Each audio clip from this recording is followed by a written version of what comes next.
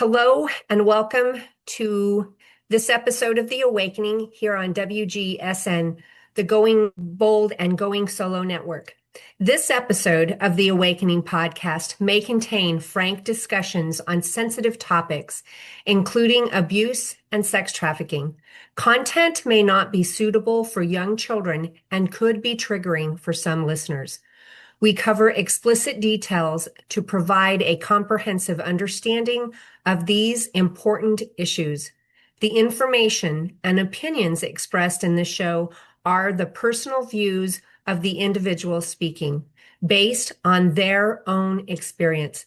They are not intended to diagnose or provide professional advice or recommendations. Listener discretion is advised. And after I practice your last name, I'm not going to attempt it again because my brain went brain dead. So my guest today is Denise, and we'll let her say her last name in just a bit. Denise is a divorce doula, certified professional empowerment coach, and founder of the Calm Divorce Method, an exclusive framework that helps women navigate high conflict divorce feeling calm, confident, and courageous. Since 2016, Denise has supported women divorcing narcissistic and toxic partners, guiding them to regulate their nervous system, make empowered decisions, and avoid the costly emotional and financial mistakes that often occur when fear leads the process.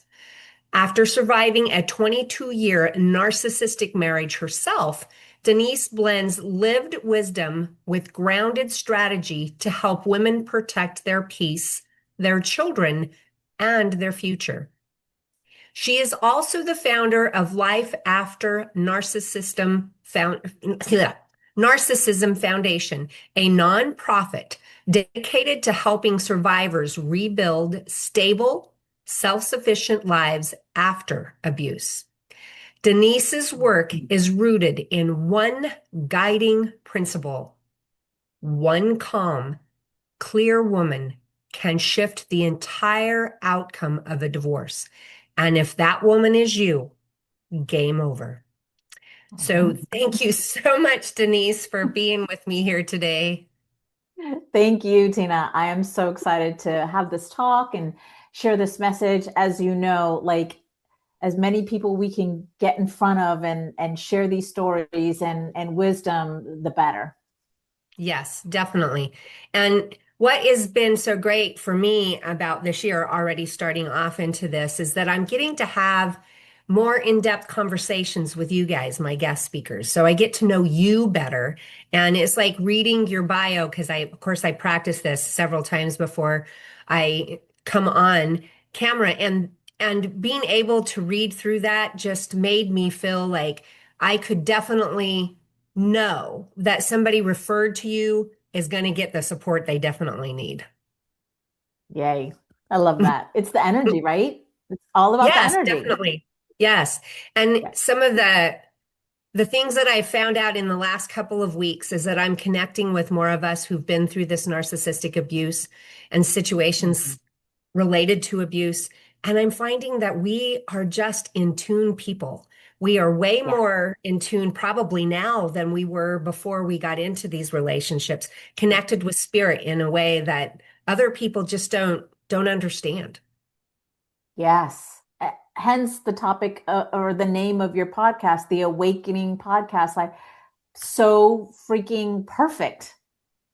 I agree. I agree. And my late husband is one of the ones that, we talked about what we were going to do, and he was the one who came up with the name. He had been through torture in his marriage, and he wanted men to know that men go through this abuse too, and that they're not alone. And that's why I focus my work towards men. So I work with women too, but yes, you exclusively work with women and occasionally a man or two in the middle. And so I am on the other side of that. So let's get things started. So tell us your story of abuse. What is your experience?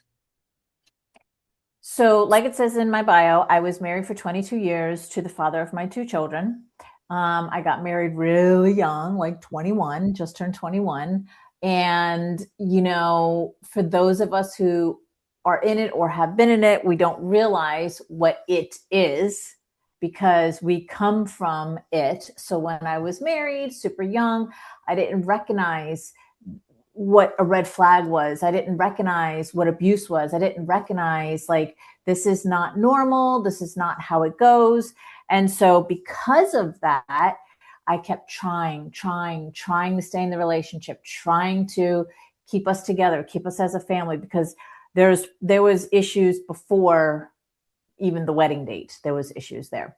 So married for 22 years, have 2 children with him. And after a lot of things that happened, I finally had the courage to say, I can't do this anymore. Like, I literally can't do this anymore. And it was when my then husband was in the hospital again, for attempting to off himself. I don't know what we can say on podcasts, so You can I'll say be it all. discreet. We're Oh, good okay. to say everything. Okay. So he attempted suicide with our 14-year-old daughter in the next room. And that was the day that I told him that I was done. I wanted a divorce, because by that, this was 2008. I was 38 years old. By that time, things had gotten escalated so high that I just couldn't take it anymore. So that led to 2.5 more years of still being in the relationship. And then in 2011 is when I left him for the first time, like left him, like packed up, left, moved from South Florida to North Carolina. And then I left with nothing but a futon couch and an air mattress, and was here in North Carolina for about 3 months. Before the hoovering started. Narcissists love to hoover, which means they come back around. I like to describe it as like the helicopter that just swirls around the crime scene area. And so he hoovered back around. He knew exactly how to get to me, which was through our daughter. So he went towards her first. And then we went back to him, back to Florida for 8 months. And then that whole let's get back together thing. We know immediately when it happens. We're like, oh, what did I do? I just went 10 steps back. So I knew immediately. So I needed another plan. 8 months later, I left again. That was 2012, and never looked back since then. There's, because we've been in these narcissistic relationships, that hoovering that you talk about, that, like, I left my ex-husband and we were apart for 4 years. And it was like the only thing that was different was that we weren't sleeping in the same house, because I talked to him just as often on the phone, if not more often. It just never shifted, because he just wanted to come back. And he used our kids too. I have boys, and I did different. I didn't go back. Although the suicide aspect, I left, and 6 months later, I attempted suicide, because it was that control issue. I couldn't break it, even though I wasn't living with him. I did everything wrong in that leaving process, but because I wasn't living with him, you would think that I had good boundaries, and I just could not keep him out of my head. I would answer the phone. I would return the text, because everything was nice. For 4 years, everything was super nice. And I hadn't filed for divorce in those 4 years. So he just didn't pay attention where the kids were. So our youngest got into drugs. And I had to set my boundaries and foot down with my youngest son, and basically threw him out of my house, and he fixed his own life. But yeah, it's that hoovering thing. So yeah, very common. what, in the process of going through all of that, what were some of the things that you were experiencing? I mean, there's so much. I just gave like literally the bullet points of, because it's 22 years of abuse. So like I said, there was abuse before I said I do, right? There was abuse in the relationship before we actually got married. So some of the things that I went through with him was, well, number one, STDs while I was pregnant. Nobody expects to go to the gynecologist, OBGYN. You're excited, you're pregnant, yay, this is your first appointment, and you're gonna have all of the things done, right? Like what they do. So here I am, 23 years old, 22 years old, and going to my first appointment. They check you for everything, right? Because I want to make sure you're healthy to have a healthy baby. So they check me, and I tested positive for chlamydia. And that was, you would think that would be devastating to me because, like you, Tina, I was so wrapped up in him that I didn't believe it. I was like, there's no way. There's no way. He would never do that. He would never, ever do that. He had me convinced that he would never do that. So it was true. I took whatever antibiotics or whatever. And so my children are 1 year and a day apart. So here I am pregnant again a year later, a whole year later. And again, I'm excited going to the doctor for my first appointment. They check me for everything. I tested for chlamydia again. Second time on my second pregnancy. So again, I was just in such denial. There's no way that he would do this. There's just no way. There has to be another explanation. So I pretty much just shoved that under the rug and kept going on with the marriage, kept going on with everything, pretending like everything's fine. And let's just ignore this giant red flag over here. And then, so abuse, there was pockets of abuse. There was roller coasters of abuse. Narcissistic abuse is, to me, is so insidious because there's no physical, or there's rarely a physical aspect to it. And this is also what I believe why so many women and men don't recognize it as domestic violence, because rarely, or if ever, there's that physical component to the abuse. So that's what I experienced. I experienced the emotional abuse, the financial abuse, the mind fuckery, like all of those things, the gaslighting, all of that. And I didn't know what was actually happening. I thought we were good. We go on vacation all the time. We live in a beautiful house, all the external things. So like I was saying, in 2008, it had come to a boiling point. It was, I wanted to start a business, and he was also, here's another thing about narcissists. They're very up, down, this, that, like bipolar, right? They're very like extreme here, extreme highs or extreme lows. So I wanted to start a business, and it was a sex toy business. And I was super excited to start this business. And of course I had to ask permission because that's the type of relationship that I was in. And he was like, yeah, go for the bigger package. And I was like, great. He's on board. I could travel with this company. It was great. But that was actually what he used as an excuse in the depression, and what led to, according to him, his attempted suicide in 2018. And through that experience, because our 14-year-old daughter was in the next room, I was done. I was just done. But because I have 2 children, and they're like, Mom, you can't leave Dad right now. Dad needs you. So I stayed with him for another 2.5 years before I actually left. And then that was the first time, and then left again the second time. Because as you know, like the further you get out, and sometimes it's not just a out and we're out, sometimes it's steps to get completely out. So that was some of the things that I experienced in the 22 years. Yeah. So the narcissistic abuse that I experienced was a little bit different. There was no highs and lows, although that made me high and low. Of course, I was at the end of all of that, starting through the menopause part of it. And so it was just really messed with my head. One of the things in the abuse arena that was there, all of the screaming and yelling, I struggle with that today. And it just, it just puts me into the corner of the closet, basically. And he, at one point, you were lucky that he said, you could have the business. Mine didn't say yes or no. In fact, he was good with me working for myself. He didn't like me working for anybody else so much. But I was okay to work for myself and to work in the bar. He liked the fact that I could work in a private bar because then he could sit and drink and spend all my tip money. Right.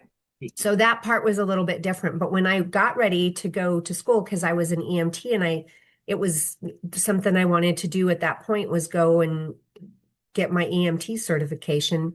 He told me, "You're too dumb. How are you going to ever make it through this?" I ended up teaching the class.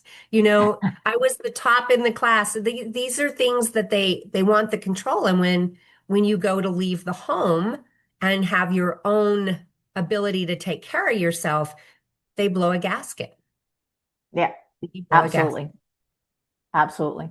And what I just picked up from your story, Tina, is that he, of course, approved of you working at a bar because it benefited him.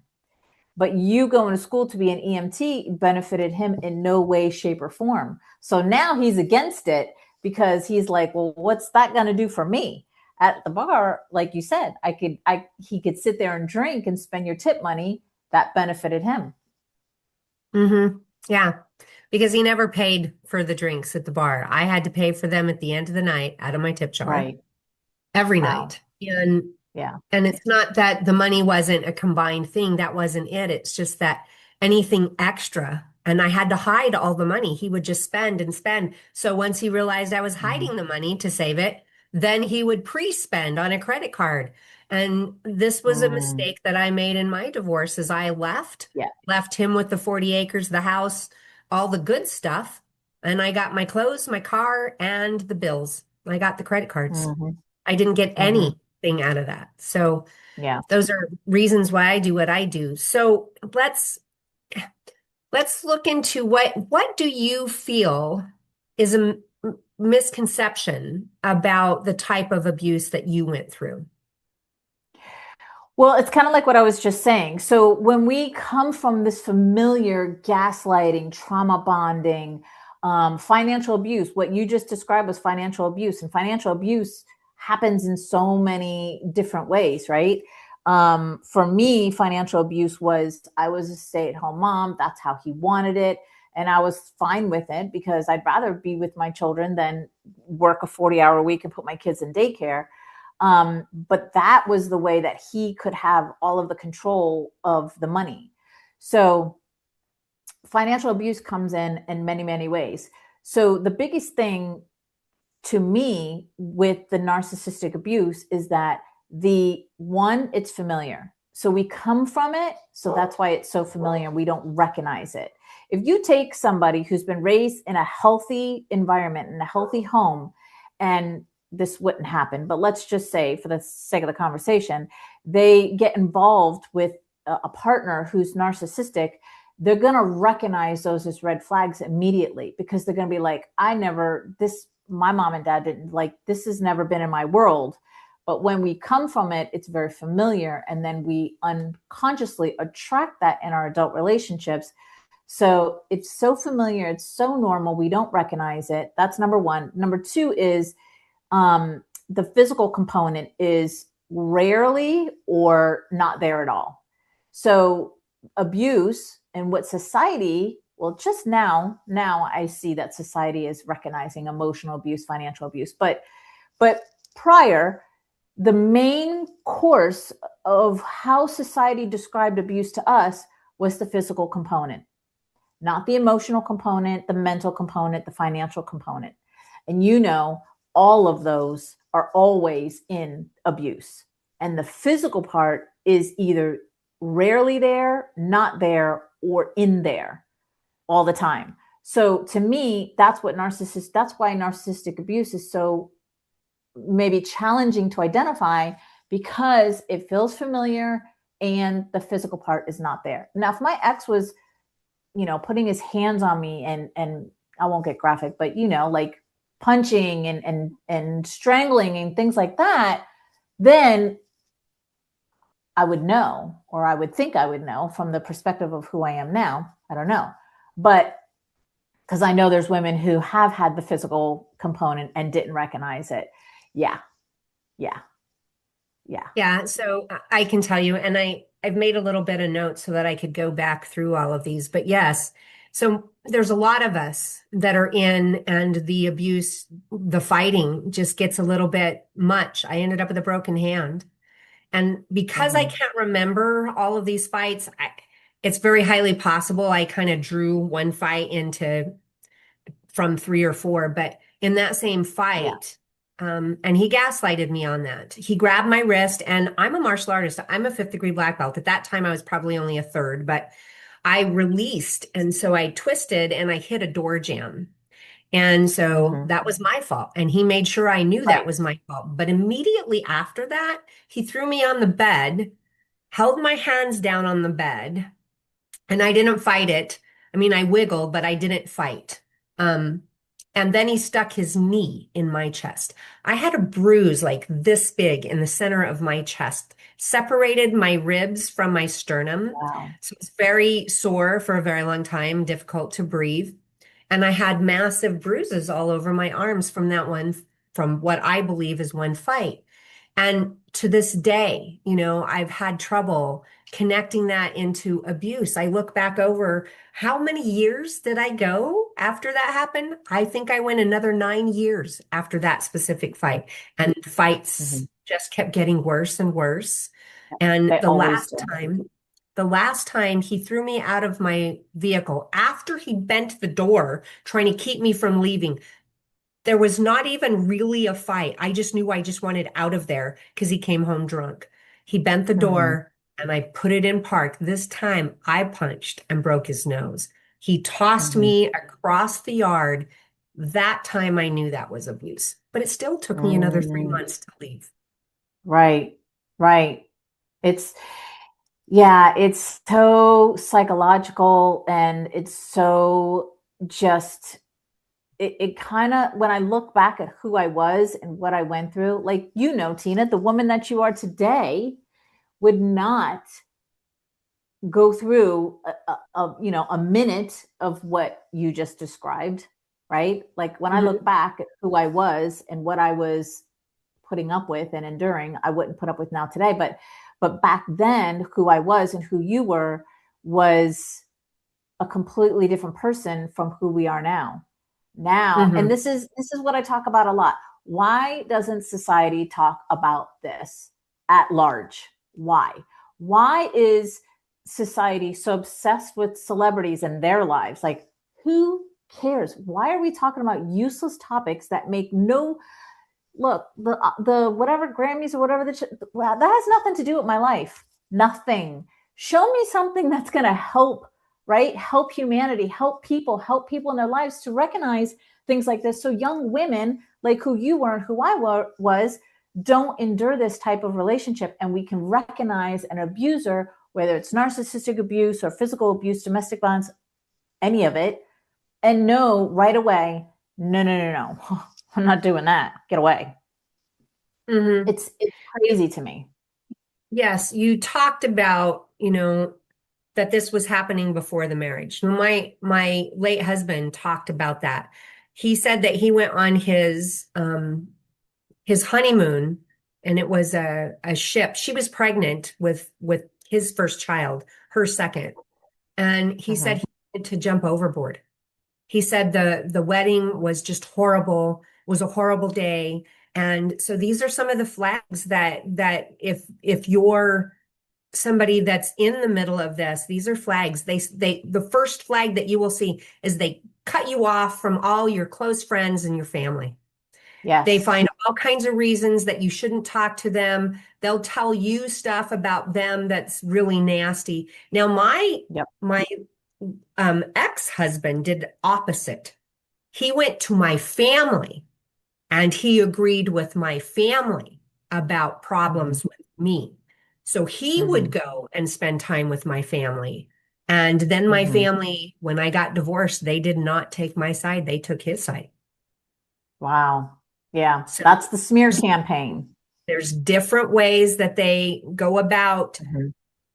walling you off from your family. Yep. So Yep. something else that you touched on is gaslighting. So, and I mentioned Mhm. that when I broke my hand, he had me convinced for years.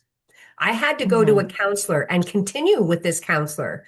She wanted to shake me because I wasn't getting it. I'm like, I'm the one who Mm. released. And she kept saying, but he's the one who grabbed you. He left Right. fingerprints, like bruises where he grabbed me. And Mhm. she had to convince me. It took me a long time after I left the marriage. So we're talking like 10 years there where I was Yeah. gaslit into believing that it was my fault. And so here's a Yes. gaslighting one for you that I kind of like wonder how the heck did I ever believe this? I am not one to say ghosts aren't real because I can be a clairvoyant and hear them and know they're here. Okay. But at one point I took a box of herbs that I was leaving up in a special box up by the highway for my clients. So it was a half mile between our house and the highway. And I left it in this drop box and I took a weekend trip away. And one of my best friends was with me as we went for a martial arts event. When I came back, that box of herbs was in my house, and I questioned him about it. And then he said it was here when you left. And I'm like, no, I left it in the box. I made sure. My friend said, yeah, you put it in the box. And he said, but it was here. And so I questioned everybody, did you bring that box in? And he had me convinced that this was a poltergeist that was doing this. I had sought out a priest to come in because it wasn't just the box. Now there was all kinds of things just moving from one room to the other. And so I sought out a priest to come in and cleanse my home. I didn't actually have Wow. that, but I was losing my mind. And that is one Yes. of the things that they try to do. Yes. Yes. Very, very common. Crazy making. Yes. Very, very common in these relationships. Yeah. And Mhm. that is I like to see it like, or explain it like this, what you were just saying, where the therapist was, she wanted to shake you to have you see, to wake up to the fact that he caused the broken arm, the broken hand, not you, even though you were blaming yourself, right? So I like to view it as like, you were under a spell, I was under a spell, and victims of domestic violence are under a spell. And that spell is like, they can't see past, we can't or couldn't see past what was handed down to us, right? So like there's like this invisible, I guess you could say, like a line above us, and we're underneath the spell. And that's why I love your podcast name so much, because when we awaken, when we wake up to the truth, we bust out, we rebirth ourselves out through that spell. And now we're on the other side of it, because, you know, once you see the truth, once you know the truth, you can't go back to the version of you who was in that type of relationship, because you've woken up to the spell that you were under. Right. Right. And Yeah. and once you start to see that, and this is in my my next question, we're going to touch on this, but we need to connect the dots. And we need Mm-hmm. to research that because honestly, even though my counselor was telling me this stuff, I still had things up until actually I've been divorced for 22 years. And up to Mm-hmm. the part where I started this show about 2 years ago, I was still, and I still talk about it even today in a different way, but I didn't call my ex-husband an abuser. And I am not going to say he is an abuser. He didn't do it before and he hasn't done it since, but it became abusive. And the longer Mm-hmm. we were together, the worse it was getting, the worse I was getting. I I just was disappearing with inside myself. I was so Mm-hmm. like you mentioned the term bipolar earlier. I felt so bipolar. I was off Mm-hmm. here and off there, and I just didn't know where to go. Spent a lot of time crying, a lot of time Mm-hmm. crying. Yeah, I did too. Yeah.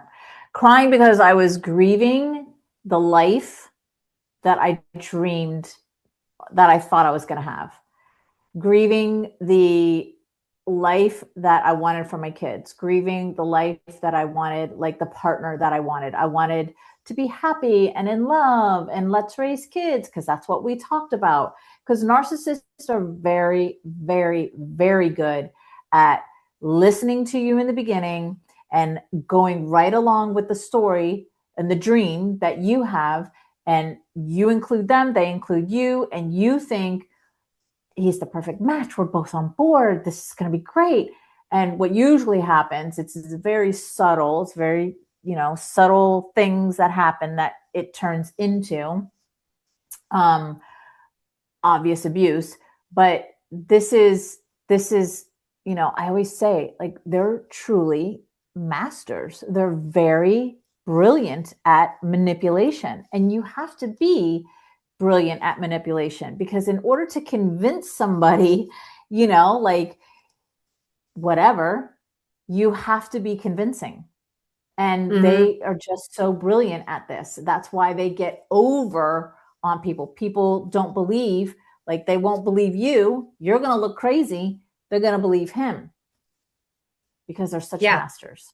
And that is exactly because they make you crazy. And I see that so often with my clients, and I'm sure that you see it with your clients. They come to us frantic and crazy. And once we get them calmed down, I basically tell my clients, we're going to give them, your spouse, enough rope that they can hang their own self with it. So we calm us down, and you in your bio that, you talk about that calm and the clarity in there. And once we calm down, one, we can see things more clearly, and then we stop pouring fuel on their fire. Exactly. And then they become crazy and frantic. Yep. That's exactly how I help my clients with high conflict divorce cases and child custody cases, because you're exactly right. And also, there's two people that are energetically matching in the abuser victim consciousness. And so what I teach my clients is basically what you just said, right? Like when we can get them into a calm space, and then they start to realize through learning, this is how you get out, which is to not match them in the same energy. Because when you rise up out of that energy, they're going to stay here in the abuser victim energy consciousness. But when you're up here, there's no longer a match, right? So that's how you break the cycle. That's how you win at divorcing a narcissist. That's how everything changes and shifts in your life, when your consciousness, because every abuser has to have a victim and every victim has an abuser. So when you break that, i.e., get out of the spell, awake, raise your consciousness, that's how it's done, because they're never going to leave there. And what happens is narcissist abusers need their, what they call narcissistic supply. Now, narcissistic supply can be where they trigger you and they get a reaction out of you of like yelling and screaming or crying or whatever. But also narcissistic supply is when they show up as the hero and you're praising them and, oh, he's so wonderful. Because I used to do that. Oh, he's so great. He's so wonderful. Those are both the supply that these narcissists need every single day. So when you're up here, he has to find down here in his, under his spell, in his realm of consciousness, somebody to feed, and that's what it is, feed that narcissistic supply. So that's where the match doesn't match anymore, and that's how you get out and stay out. Yeah. It's all energy. And yeah, it is all energy. One of the things that we haven't talked about yet, but when we're talking about narcissistic abuse, there's so many different kinds of abuse that, you have seen legal abuse, and we see that often with our clients as they're going through the divorce process. But one of them is sexual abuse. And we, especially as women, we see sexual abuse as forcing sex on us. We see that as a man forcing sex on us. So this is a different story about sexual abuse, and it's my late husband's story. He went home and basically started touching his wife. He was wanting sex, and she doesn't say no. And he goes through, has sex with her, and the next morning she tells the kids that he raped her. And she makes him tell the children that he raped her. And what she said is, you didn't ask. You didn't ask if you could have sex with me. Now, she could have said, no, I don't want it, because I'm sure you have. I've said that. I'm too tired. I don't feel good, whatever that is. Oh, no. She let him go through the act. And then because he didn't ask, then she said, and forced him to tell the children that he raped her. Wow. That is, I've never heard that because I don't coach men, or I do, but very little. That's a really good story to use as an example because, yeah, it can happen. Women, yes. I talk about women narcissists, not that much, but I do say that women narcissists, female narcissists, in my point of view, have an upper hand because we are women and we can hold a baby in us. We can hold life in us. And so there's a trap where we can trap men for 18 years of child support or whatever through bringing a child into the world. And also false allegations of rape. And in the family law courts, there are a lot of false allegations of domestic violence I've never heard that one. That's such. There's actually a book out there. I haven't found it, or books. And one of the male clients that I worked with early on, he said that there's books out there that teach the women how to make bruises on themselves. And my dad's ex-wife learned from either that book or she read it somewhere. She knew that she could make these bruises on her arm and make it look like he grabbed her. And so and she used a different type of abuse there with a legal abuse. She called the cops and had the cops arrest him. So that was a different form of legal abuse than you and I normally see. So let me ask this question to you, Denise. What are you hoping that somebody who is in an abusive relationship can learn from this conversation? Well, everything that we have talked about, and wake up to, even if it's just a little, or even if a plant is even seeded through this conversation or other conversations, to wake up to the realization of what is the difference between a healthy relationship or healthy love versus abuse and toxic love, right? Because again, if we come from this dynamic, if we saw this growing up, then it's going to be really familiar, and we're not going to recognize those pieces and those parts that are actually abusive.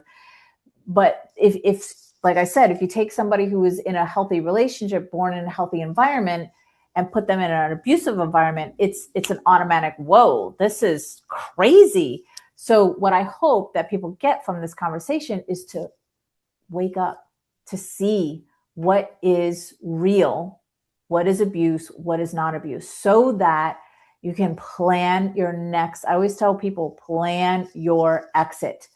Do not leave on a whim in the middle of an argument or anything like that. It's just going to turn into more chaos. It's going to escalate the whole entire thing. If there's so many scenarios, right? Like there's so many scenarios of domestic violence. If you can, plan it out. Be very strategic in planning it out so that you don't screw yourself in the process, because these are master manipulators, and their only objective when you leave is to destroy you. destroy your life, destroy you by taking the kids, by taking the money, by making false allegations, by having you arrested, like the story that you just shared. Like there's so many ways, and they will stop at nothing. So what I hope that they get at the conversation is even if a seed is being planted, to wake up to what really is abuse. Because it has all these levels and these layers of abuse. Abuse is not just what you see on the poster of a woman crying with bruises on. That's one form, but that's just one. It's not all of it. There's so many layers and levels to abuse. Yes. Being cut down and belittled, that's a big one. So yeah, I didn't have the support of my family. So what would you hope that close family and friends can learn from this, how to help somebody that they know is in an abusive relationship? Sometimes it's just listen. Just listen. Don't judge, don't interrupt, don't give your advice. Sometimes it's just listen. Listen to what that other person is saying. Let them get it out. And then, go from there. But that would be step one, to just listen. We're so quick to, well, I would do it this way, or I would do it that, or you need to call this person. I get it. We want to help, and we think we're helping, and we're coming in as a rescuer. But in most cases, that actually hurts the situation versus helping the situation. So if you just take a step back without any judgment and just listen to that person, and then go through and ask, here's a concept, ask that person, okay, well, how does it feel? What you just shared with me, how does that feel? Oh, it feels terrible, my stomach. Okay, listen to your body, right? But I wouldn't know to say these things to a family member back then. I know to say it now. But for family members, like, this is also where you get to learn to help other people. Just listen and then reflect it back onto them so that they can realize and wake up what's actually happening, and for them to, plan out, curate the next step for them in their situation. Yes. And honey, you're being abused, you need to get out is not helpful. But Right. I specialize in the exit plan, the exit to get out safely and Mm-hmm.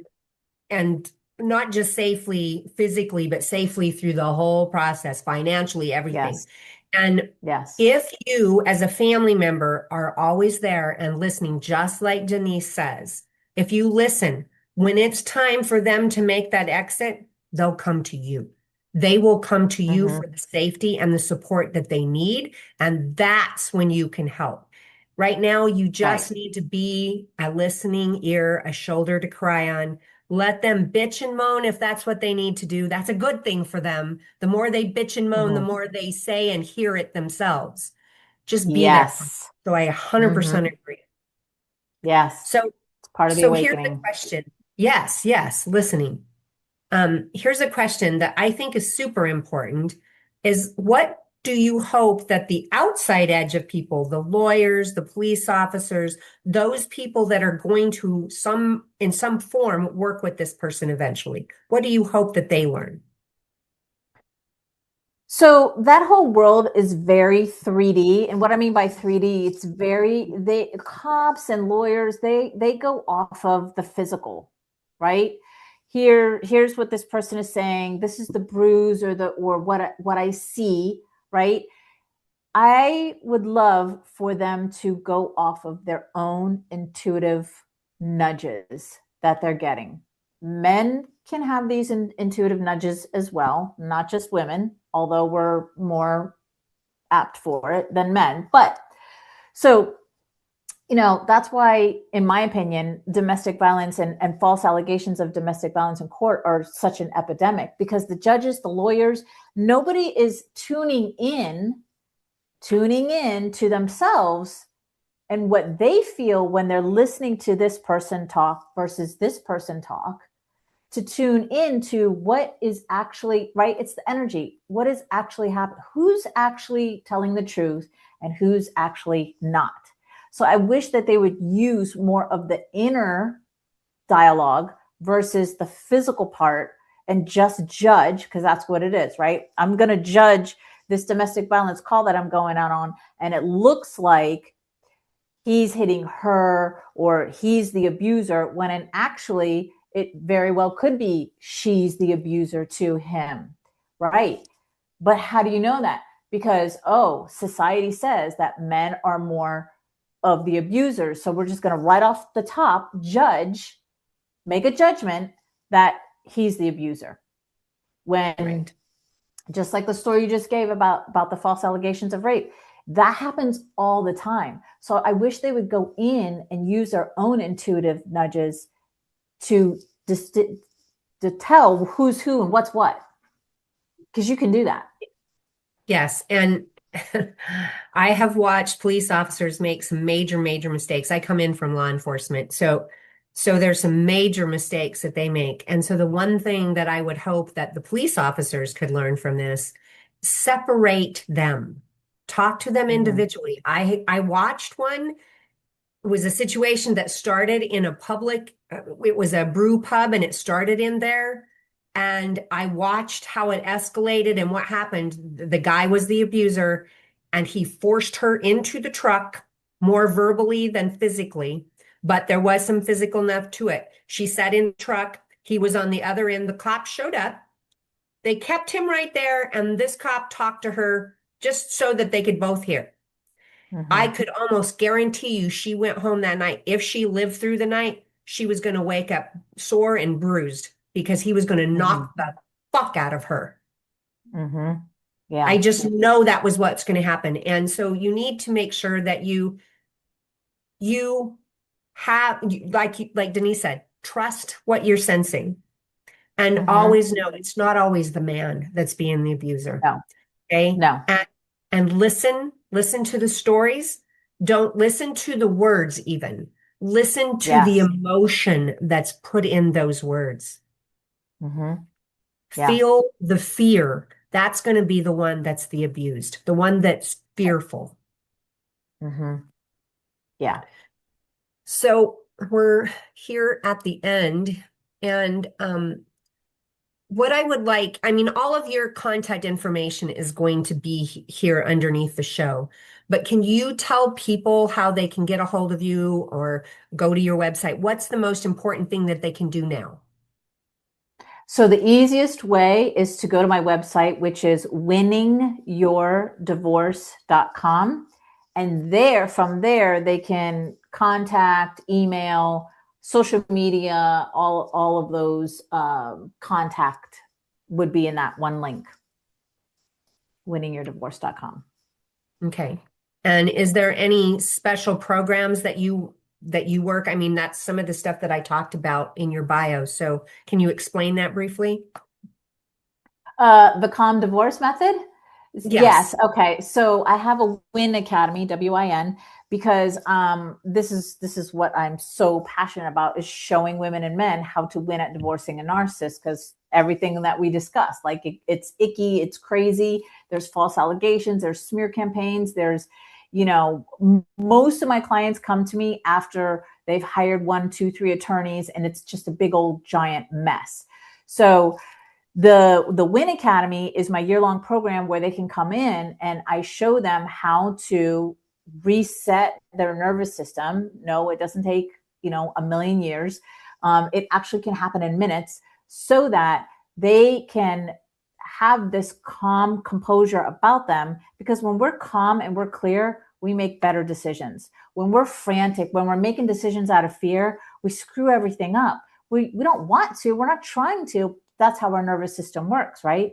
We're frantic. So we'll take the first, thing that they give to us in the divorce. I've had so many women and men tell me, like, I just signed it just to be done with it.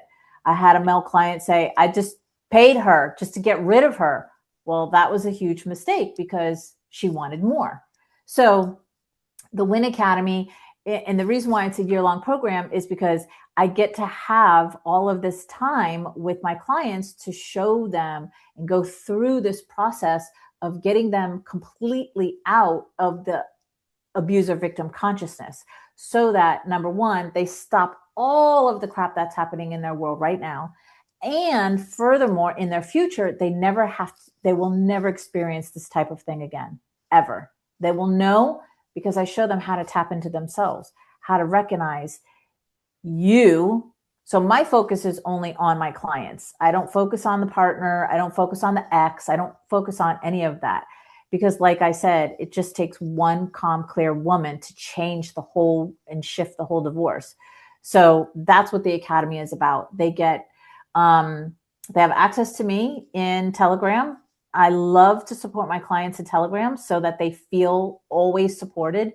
We have 2 calls a week, and then they get one private call like this, like a one-on-one once a month. So there's so much support in there. And I set it up that way for success. I set them up for success. There's no way that they can come into the program and show up and not receive the results that they're seeking. So that's how I support them. So awesome. Awesome. Yeah. So I love it. For those of you who don't know this, I am a certified high conflict divorce coach. I specialize in working with men and women, especially if there's abuse in the background. And I understand the divorce process from the textbook learning, but I also understand it as you've heard from my story. My dad was almost murdered in his second marriage, and my late husband, as you've heard some of that story today, was tortured in his relationship. So I've experienced and I've learned how to help you. You can find me through my email or contact me through tina.huggins.sc@gmail. That's tina.huggins.sc@gmail.com. My website is divorcecoachspecialist.com. You can also find me on social media under Facebook under Tina Lynn Huggins, again, Huggins, on LinkedIn under Tina Huggins, on Instagram under Divorce Coach Tina Lynn, and on TikTok under Divorce Tina. So I want to explain to everybody that when we are in a place where, and we often get that, you heard me talk about my suicidal attempts, when we are there on that ledge, please call the National Suicide Prevention Hotline, simple number 988. Again, that's 988. Talk to them. This is not a time for you to jump off the ledge. Take your children's parent away from them. Maybe you're the only savior they're going to have. Please talk to somebody. Let them talk you off the line. That number is, again, 988. It's the same in Canada. If you or somebody you know is experiencing abuse, of course, call 911, get the police there, press charges. Those charges are your key out. Don't drop them. Oftentimes, the abuse is worse if you do. So that number to get the police there, again, is 911. And the domestic violence hotline is 800-799-7233. That number again is 800-799-7233. So thank you so much, Denise, for joining us. Thank you for having me, Tina. And thank you to your audience for listening and learning, getting out from the spell. Yes. And let's hope you do. So I ask you as our viewers to please like, comment, and share this information so it can help those it needs to. And again, thank you so much for being here, Denise, and we wish all of our viewers well. Bye.